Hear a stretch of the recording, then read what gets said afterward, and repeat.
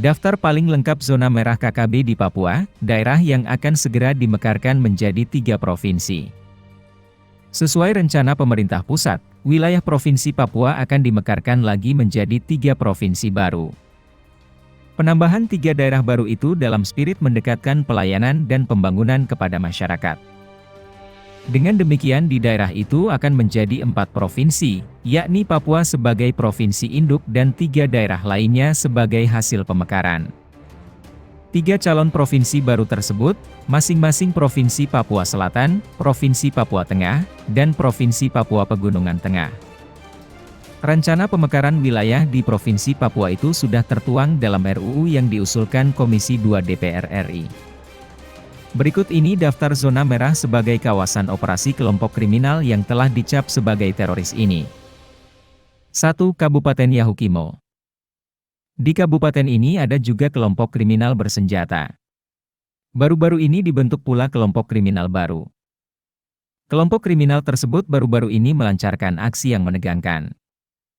Mereka berhasil merampas senjata milik TNI Polri.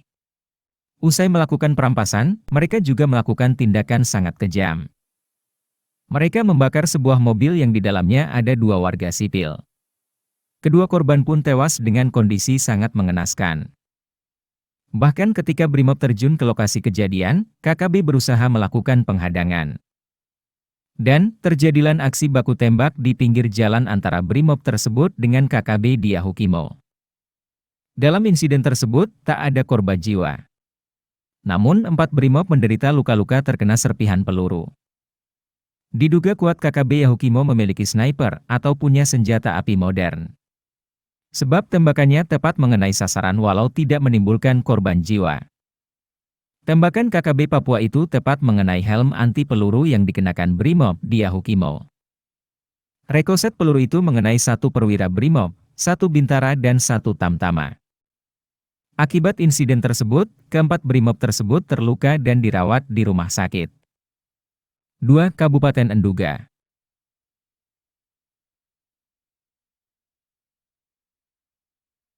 Kabupaten Enduga sesungguhnya terkenal karena kejamnya pimpinan KKB Papua, Panglima Egyanus Kogoya.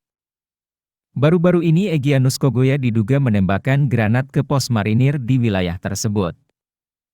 Granat yang ditembak dengan senjata pelontar itu mengakibatkan 2 marinir tewas.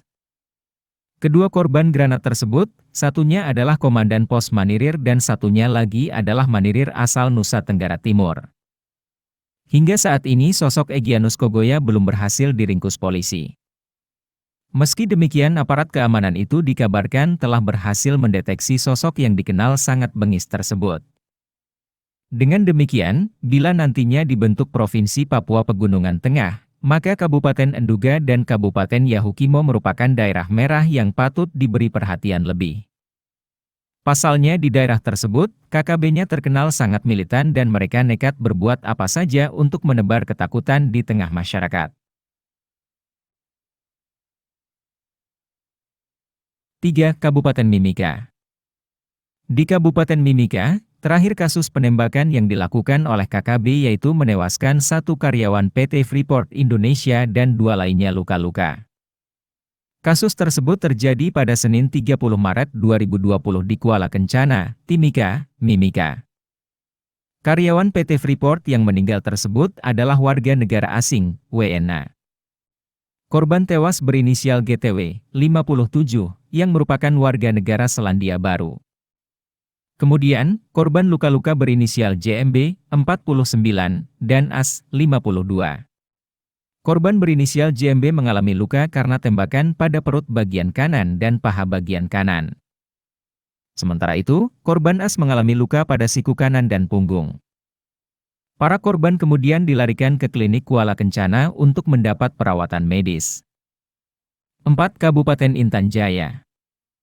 Kelompok kriminal bersenjata KKB, kembali berulah di Kampung Titigi, Distrik Sugapa, Kabupaten Intan Jaya, Papua, Sabtu 5 Februari 2022.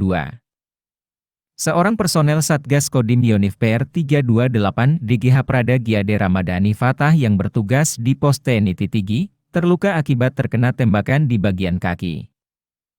5. Kabupaten Paniai. Untuk Kabupaten Paniai, kasus KKB terjadi di lokasi penambangan di Distrik Baya Biru. Kasusnya terjadi pada Minggu 20 Maret 2022 sekitar pukul 5.35 WIB. Dalam serangan itu, KKB dilaporkan melakukan tembakan dan pembakaran sejumlah bangunan. Diketahui, Distrik Baya Biru memang merupakan salah satu kawasan penambangan emas di Paniai. Dalam insiden penembakan tersebut tidak ada korban jiwa. Namun, ada 15 rumah yang menjadi tempat kamp pendulang yang dibakar KKB. Rumah itu berada di lokasi 81 dan 45. Selain itu, KKB juga membakar puskesmas dan perumahan guru. Polisi menduga, pelaku penyerangan adalah KKB pimpinan Luis Kogoya. Kogoya diduga menyerang bersama 9 anggotanya dengan membawa senjata api, seperti SS-1, Mauser, dan AK-47. Luis Kogoya diduga berafiliasi dengan KKB di Kabupaten Intan Jaya. 6. Kabupaten Puncak. Kelompok kriminal bersenjata juga melakukan aksinya di Kabupaten Puncak.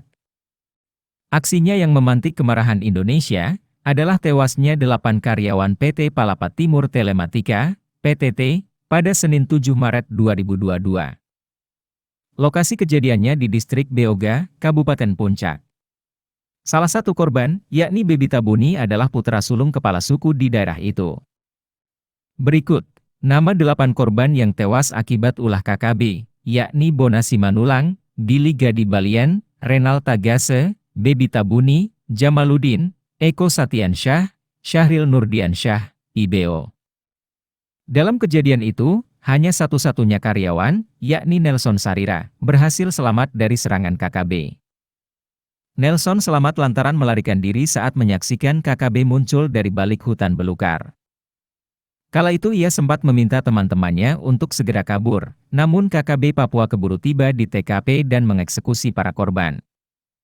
Nelson menuturkan bahwa dalam serangan tersebut, ada sekitar 10 orang anggota KKB yang memasuki kamp mereka dan membantai 8 rekannya itu. Di tengah-tengah usahanya melarikan diri, Nelson sempat mengirimkan kode bahaya dengan melambai-lambaikan tangan ke CCTV yang terpasang di lokasi tempat mereka bekerja.